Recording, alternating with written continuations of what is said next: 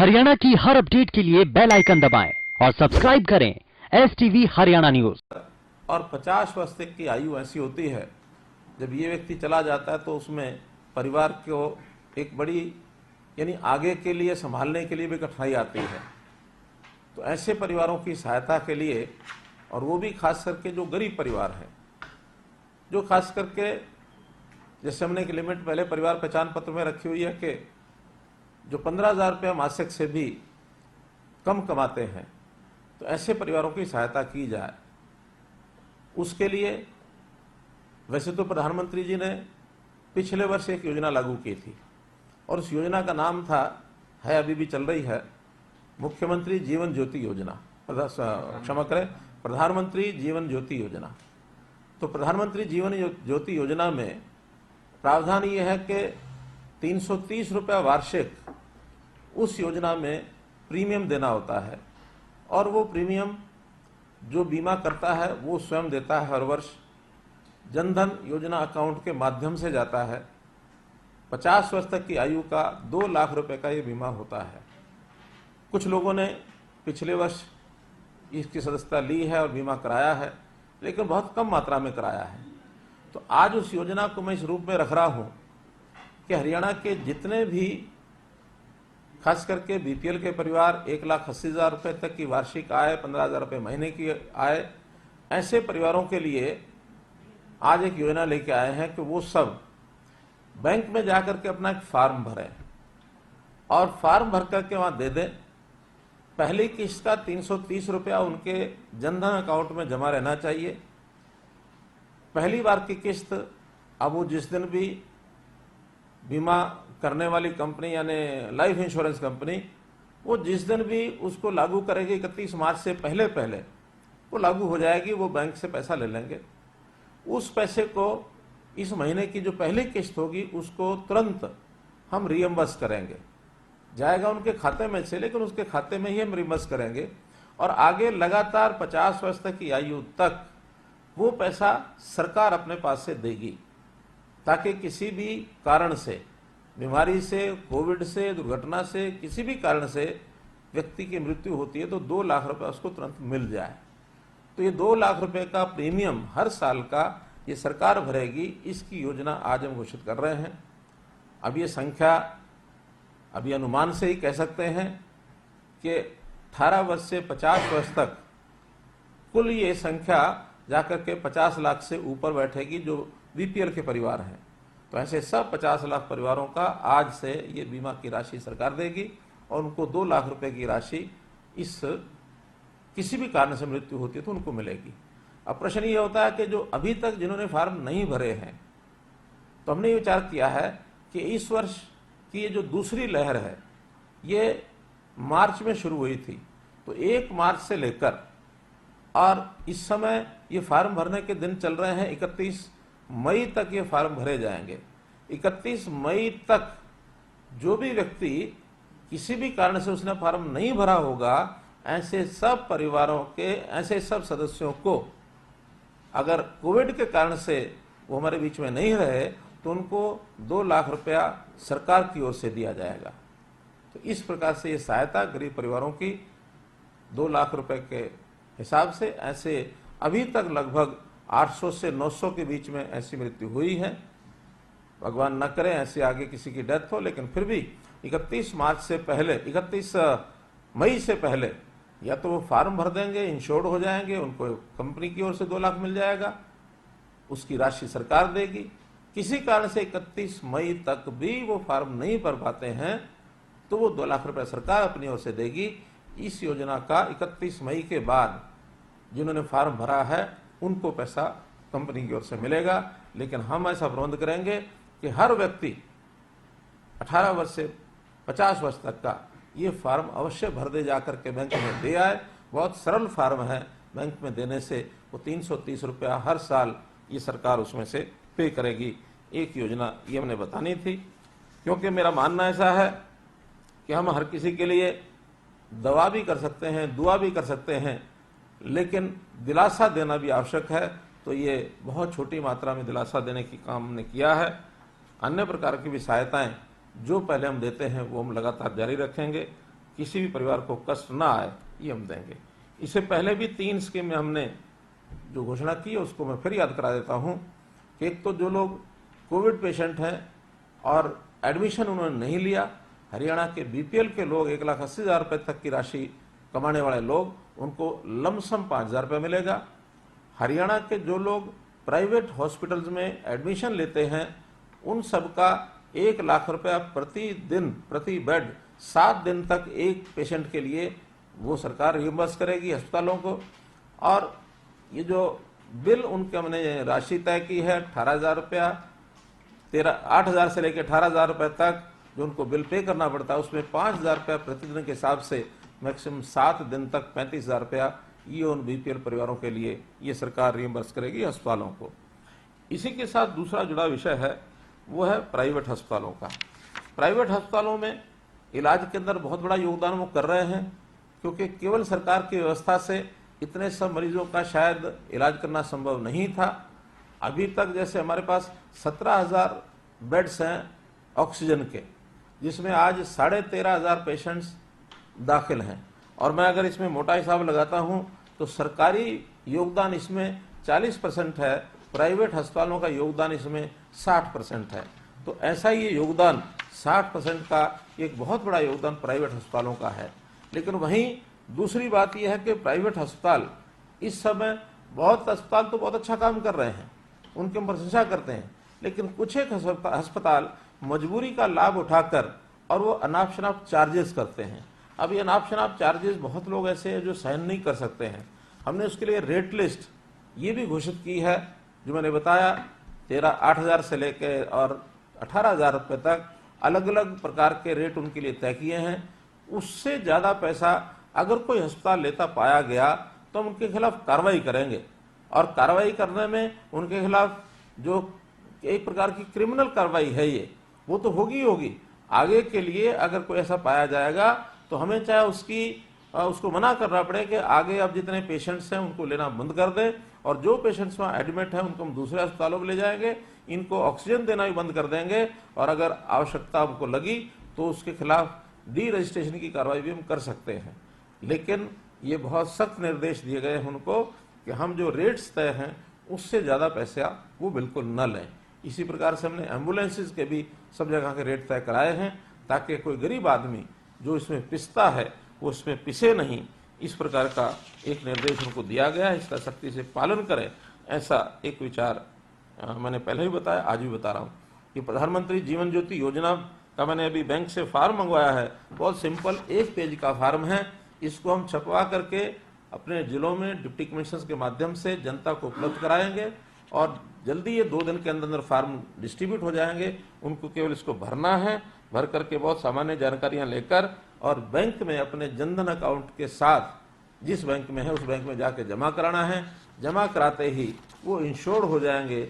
2 लाख रुपया अगर कोई कंटीजेंसी होती है, ऐसी कोई स्थिति पैदा होती है, तो उनको 2 लाख रुपया तुरंत बैंक में जमा हो जाएगा। तीसरा एक विषय है ऑक्सीजन की डिलीवरी। ये ऑक्सीजन की डिलीवरी हम जो घर घर में आवश्यकता एक पेशेंट को पड़ती है, डॉक्टर्स की रिकमेंडेशन के ऊपर इनकी रजिस्ट्रेशन के लिए हमने कहा है कि वो लोग रजिस्टर कराएं अपने आप को। और अभी तक जो जानकारी है www.oxygenhry.in, तो इस प्रकार से इस वेबसाइट के ऊपर ये प्रावधान किया गया है। 6,000 लोगों ने इस समय तक उसमें अपने आप को रजिस्टर किया है, जिसमें से लगभग 250 लोगों के घरों में ऑक्सीजन कल तक पहुंच गई है।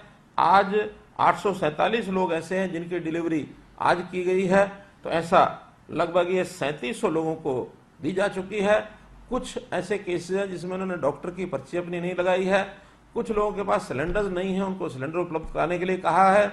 हमने हर एक जिले में ये भी कहा है कि ऑक्सीजन कंसंट्रेटर्स इनका एक बैंक बनाएंगे। अभी प्रारंभ में 10 से लेकर के 25 कंसंट्रेटर का बैंक होगा, ताकि किसी के पास सिलेंडर नहीं है तो उनको लोन पर कंसंट्रेटर दिया जाएगा। आवश्यकता जब तक है तब तक रखेंगे, उसके बाद वो वापस जमा कराएंगे। तो ऐसे ऑक्सीजन का ये बैंक, इसमें जैसे हमारे पास उपलब्ध हो जाएंगे ऑक्सीजन कंसंट्रेटर्स, उसमें ज़्यादा भी संख्या इन बैंक्स की बढ़ाई जा सकती है।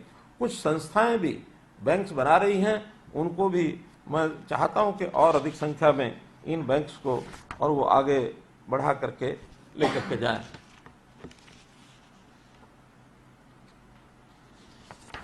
एक संख्या मेरे पास अभी आई है, 18 से 50 वर्ष तक ऐसे कुछ ये 4,51,000 फैमिलीज हैं जिनमें ये 18 से 50 के, इसमें तो संख्या सिर्फ 10 लाख के आसपास आई है, लेकिन मुझे लगता है कि शायद संख्या ज़्यादा हो सकती है। फिर भी अच्छा बीपीएल के फिर भी 10 लाख है अथवा ज़्यादा है, इन सब को हम जो है फार्म भरने के लिए इस 15 दिन के अंदर व्यवस्था करेंगे ताकि इनके सबके फार्म भरे जा सकें।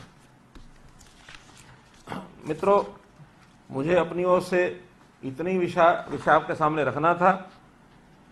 अब एक अपील आपके सामने जरूर मैं रखना चाहूँगा कि जैसा आज डिप्टी कमिश्नर से मेरी बातचीत हुई है कि ग्रामीण क्षेत्र के अंदर थोड़ा इसका प्रभाव दिखने लगा है, बल्कि कहीं कहीं तो ज़्यादा दिखने लगा है।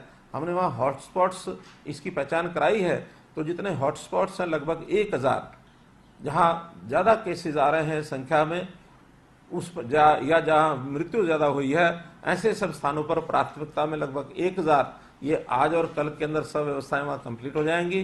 15 तारीख परसों सुबह से जो फील्ड के लोग हैं वो घर घर जाके सर्वे करना शुरू करेंगे और वहाँ जो कैंप्स बनेंगे, आइसोलेशन जो सेंटर्स होंगे, उन सेंटर्स के अंदर अलग से टीम होगी।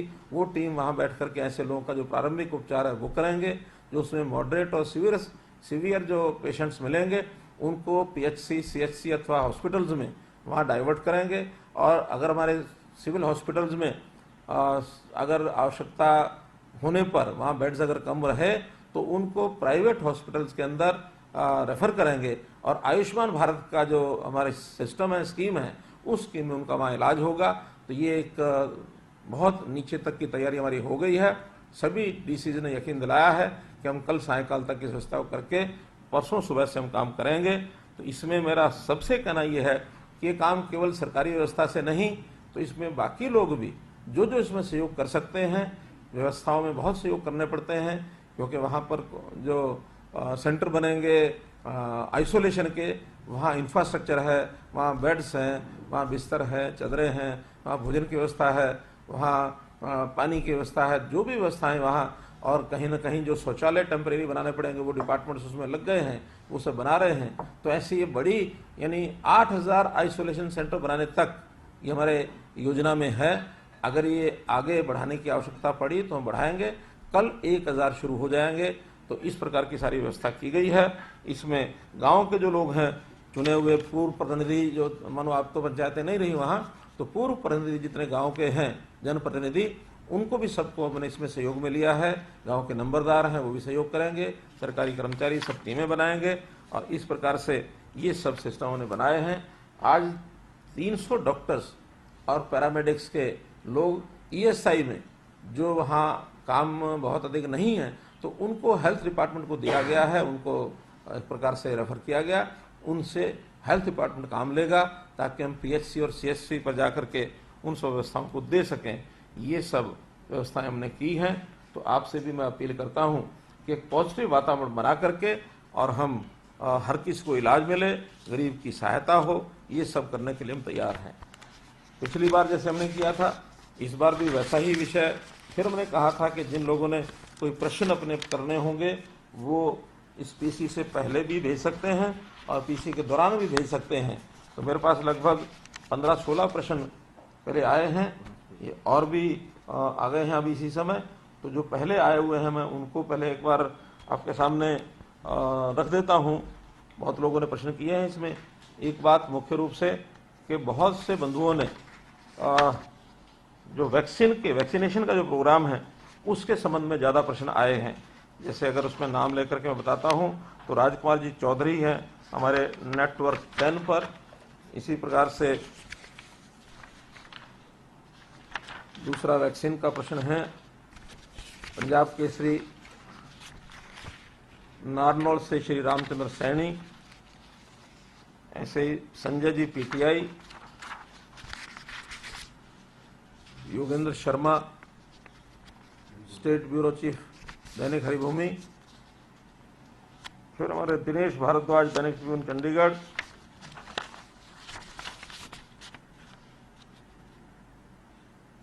Kumar Ramesh, V news Chandigarh. तो ऐसे 5-6 प्रश्न वैक्सीन के हैं। उस संबंध में मैं एक जो जानकारी है वैक्सीन की वो सबको बता देता हूँ, उसी में सबके उत्तर आ जाएंगे। पहली बात तो यह है कि अलग अलग फेजेज में अलग अलग वैक्सीन का प्रोग्राम शुरू किया गया। पहले 60 वर्ष से ऊपर के, फिर 45 से 60 जो क्या बोलते हैं कोमोर्बिडिटीज, उनका शुरू किया गया। फिर 45 से 60 नॉन कोमोर्बिडिटीज का शुरू किया गया।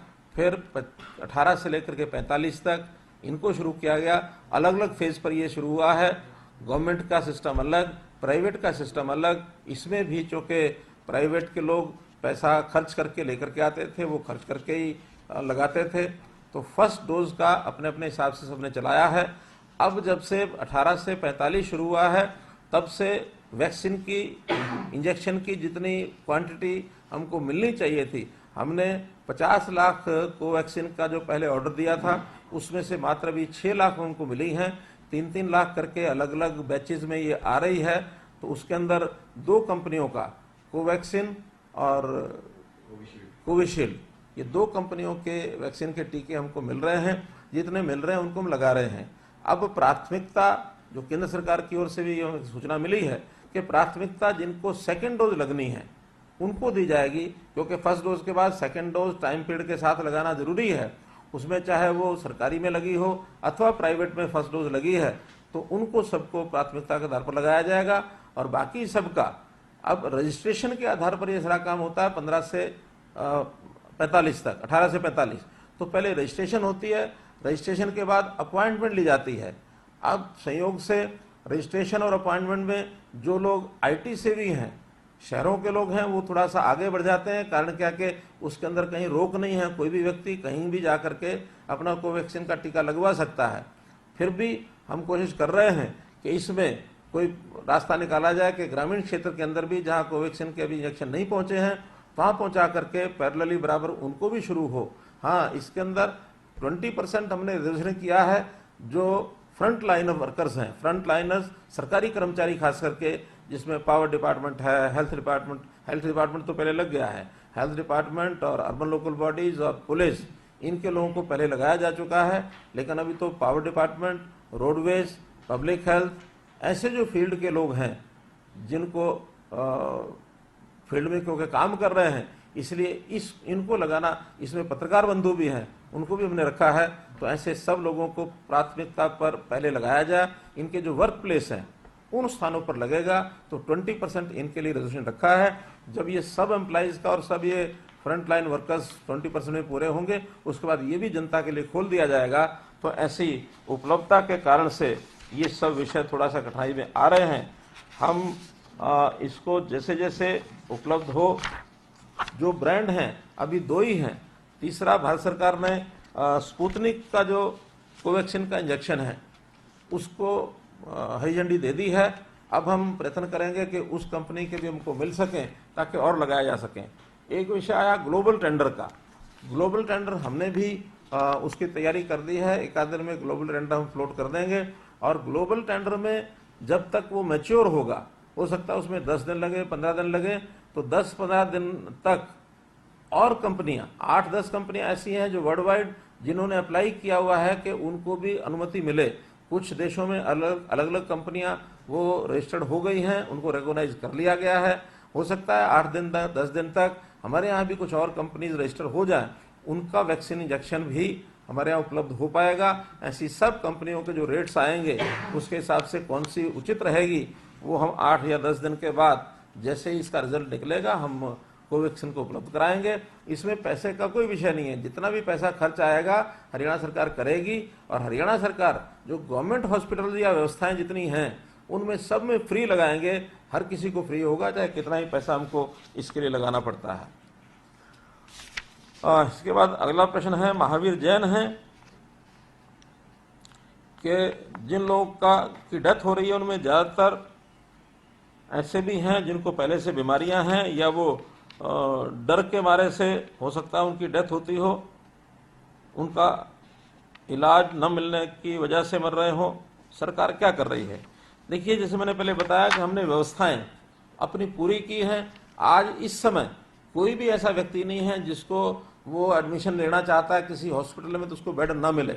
4 दिन पहले स्थिति दूसरी थी, लेकिन आज हमारे पास कोई इस समय का फोन नहीं आता है कि जिनको बेड नहीं मिलता और उसका कारण से उसका इलाज ना हो रहा हो। वो सब बेड उनको मिलते हैं। हाँ, लेकिन जो अभी भी होम आइसोलेशन में रह करके अपना इलाज करवा सकते हैं उनको गाइड किया जाता है कि एकांत में रह करके, क्योंकि बहुत से लोगों को इस प्रकार की स्थिति मानो नहीं होती है जो वो उनको जरूरी अस्पताल में ही एडमिशन लेना पड़ता हो।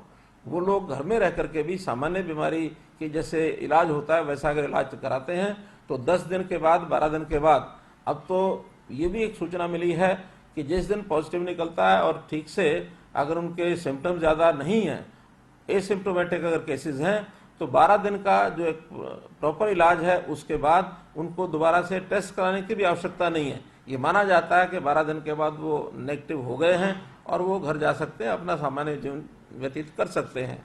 ये एक सूचना भी लेटेस्ट मिली है, इसलिए कोई ऐसा नहीं है। हाँ, जिनकी बीमारियां पहले से हैं उनका इलाज वो अगर कोविड है तो तुरंत एडमिशन मिलता है, और अगर बाकी दूसरी बीमारियों में लगता है कि गंभीर बीमारी है उनको एडमिशन दिलाया जाता है, और जिसकी गंभीर बीमारी नहीं है, जो ऐसी प्रोलॉन्ग्ड बीमारियां हैं, बहुत सी पुरानी बीमारियां जिसका कुछ दिन बाद भी इलाज शुरू हो सकता है, तो उनको अभी टाला गया है। RT-PCR की रिपोर्ट्स, ये ठीक है कि बीच में रिपोर्ट में 4 दिन 5 दिन लगने लग गए थे, लेकिन अब चूंकि उस पर टेस्टिंग हमने रैपिड जो टेस्टिंग है तो रैपिड टेस्टिंग हमने बढ़ा दी है। RT-PCR की जो पहले 95% थी वो अब 70% कर दी है। 30% रैपिड जो क्या उसे है रैपिड एंटीजन टेस्ट रैट, उसको हमने बढ़ाया है, और उसके कारण से वो थोड़ा वजन लोड उनका कम भी हुआ है। हमने 8 जिलों में यानी 6 जिलों में और 2 और स्थानों पर 8 स्थानों पर लैब्स ये खोलने के लिए प्रक्रिया चालू कर दी है। आने वाले कुछ दिनों के अंदर 8 नई लैब्स हरियाणा में ये भी खुलेंगी, जिसके कारण से और इसका वजन थोड़ा कम होगा। इसी प्रकार मनीष कुमार, ब्यूरो हेड, खबर फास्ट। शहरों के बाद ग्रामीण क्षेत्र का रुख किया क्योंकि ग्रामीण क्षेत्र में मेडिकल इंफ्रास्ट्रक्चर पर्याप्त व्यवस्था नहीं होती, क्या बड़ी चुनौती है, आपकी सरकार क्या कदम उठा रही है।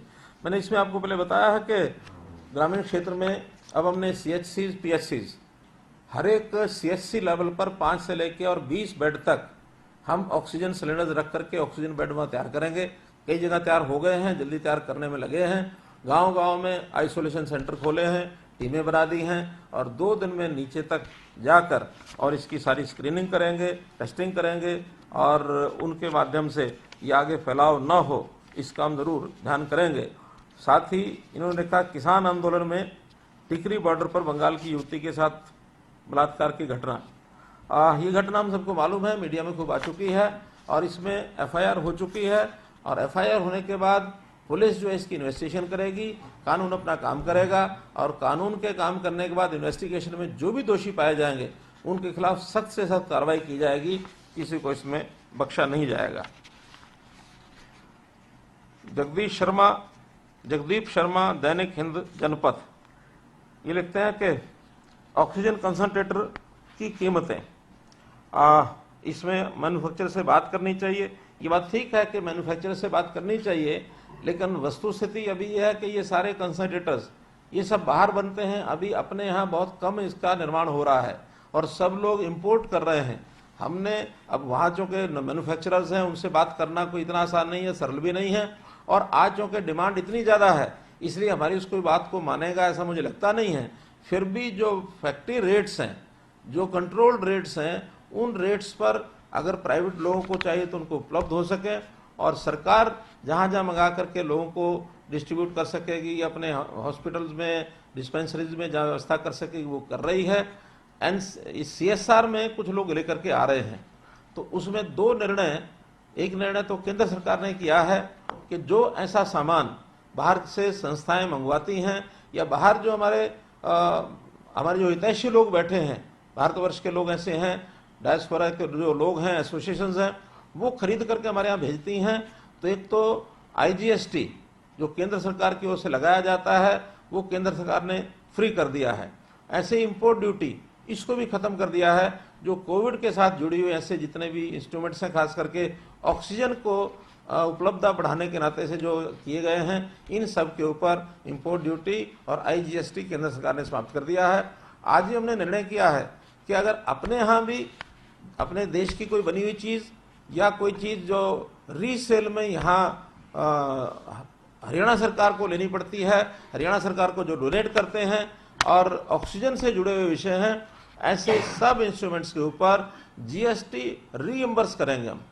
उस GST रीइंबर्समेंट में 50% तो हरियाणा स्टेट का ही अपना SGST जिसको कहते हैं शेयर है, वो तो वापस करेंगे ही। साथ में जो भारत सरकार का उसमें हिस्सा होता है 50% CGST, वो भी हम रीइंबर्स करेंगे और भारत सरकार से निवेदन करेंगे कि वो CGST जो हम रीइंबर्स करेंगे वो भारत सरकार को हमको ग्रांट के रूप में मिल जाए। ये भी हम आज उनको पत्र लिखने वाले हैं ताकि ये वजन जो है हमारे ऊपर न पड़े।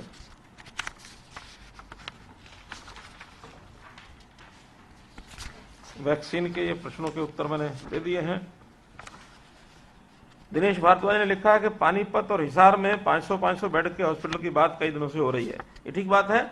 16 तारीख को पानीपत का 300 बेड का हॉस्पिटल चालू हो जाएगा और इसी प्रकार हिसार में भी इसके 2 हिस्से हैं। एक स्कूल की बिल्डिंग में वो लगभग तैयार है, वो एक आध दिन में शुरू होगा। उसके बाद जो टेंट लगा करके और जो टेम्परेरी बनाया जाता है वो भी 16 या 17 में जाके शुरू होगा। उन स्थानों पर सीधी भर्ती एडमिशन नहीं होंगे, बल्कि जो आसपास के जिले हैं उन सबको उसका जोड़ दिया गया है कि वहां से रेफर करके और पेशेंट्स वहां भेजे जाएंगे और रेफरल जो पेशेंट्स हैं उनकी संख्या आसपास के जिलों में कितनी संख्या है उसके हिसाब से वहां उनको शिफ्ट किया जाएगा। वैक्सीन के संबंध में मैंने एक पहले बता ही दिया सब कि 47 लाख लोगों को अभी तक वैक्सीन के इंजेक्शन हरियाणा में लग चुके हैं।